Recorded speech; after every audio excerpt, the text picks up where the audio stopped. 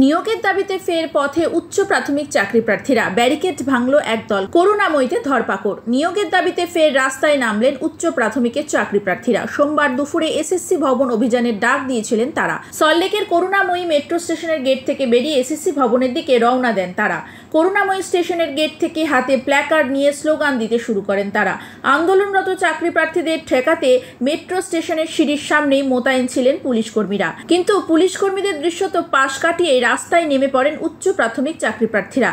পরে বিক্ষোভকারীদের একাংশকে সেখান থেকে সরিয়ে বাসে তুলে নিয়ে যায় পুলিশ। বাকি একাংশ আচার্য সদন অর্থাৎ এসএসসি ভবনের পেছনের গেটের সামনে বসে বিক্ষোভ দেখাতে শুরু করেন।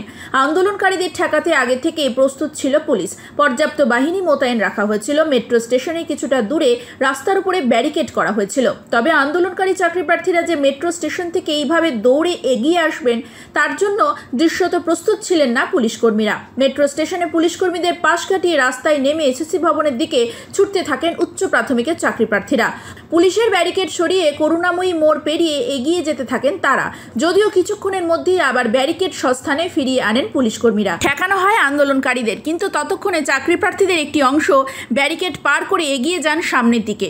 আচার্য সদনের সামনেও একটি ব্যারিকেড করা ছিল। করুণাময়ীর সামনে ব্যারিকেড পার করে যারা এগিয়ে গিয়েছিলেন তারা আচার্য সদনের পেছনের দিকের গেটের কাছে গিয়ে বিক্ষোভ দেখাতে শুরু করেন। তাদের বক্তব্য, দ্রুত নিয়োগের ব্যবস্থা করতে হবে, অবিলম্বে তাদের কাউন্সিলিংয়ের দিন ঘোষণা করতে হবে। আচার্য সদনের পেছনের গেটের সামনেও মোতায়েন ছিলেন পুলিশ কর্মীরা। পুলিশ বিক্ষোভকারীদের বুঝিয়ে সেখান থেকে সরানোর চেষ্টাও চালায়। শিক্ষা উচিত, আমরা আপার প্রাইমারি শিক্ষা প্রার্থী, আমাদের 14,052 লোকজনের ডিভিশন বেঞ্চে অর্ডার হয়ে গেছে 1 মাস আগে, এখনো অ্যাপয়েন্টমেন্ট দিচ্ছে না। এরা কি চাকর? আমরা কি এদের চাকর? কেন আমরা অ্যাপয়েন্টমেন্ট পাবো না? আমার কাউন্সিলিং হয়ে গিয়েছে, আমি গ্রামে ফিরতে পারছি না। আমি একটা সিবিএসসি স্কুলের প্রিন্সিপাল, এই মাধ্যমিক উচ্চ মাধ্যমিক পাস করাগুলো আমার গায়ে হাত দিচ্ছে। সাহস কি করা হয় এদের? পুলিশ তুমি চালাও গুলি, উড়িয়ে দাও মাথার গুলি। আমরা এসএসসি অফিস যাচ্ছিলাম আচার্য সদন, আমাদের কাউন্সিলিং এর ডেট জানাতে হবে। হাইকোর্টে অর্ডার কেন মানছে না? এত বড় স্পর্ধা হয় কি করে? এটা কি স্টেট? এটা ওয়েস্ট বেঙ্গলটা কার করতে পারে?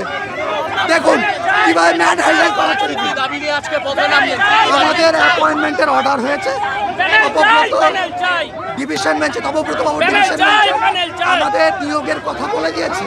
এরা হাইকোর্টের ডিভিশন বেঞ্চের অর্ডার মানছে না। আমার জামা ছেড়ে দিয়েছে, জুতো ছেড়ে দিয়েছে।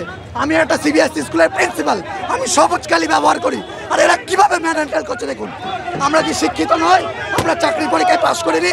আমরা কি ঘুষ দিয়েছি নাকি? পয়সা খেয়েছে? কার কাছে পয়সা খেয়েছে বলো? আমরা কি আমাদের আন্দোলন চলবে? এরা গুলি করে মেরে ফেললেও আন্দোলন চলবে।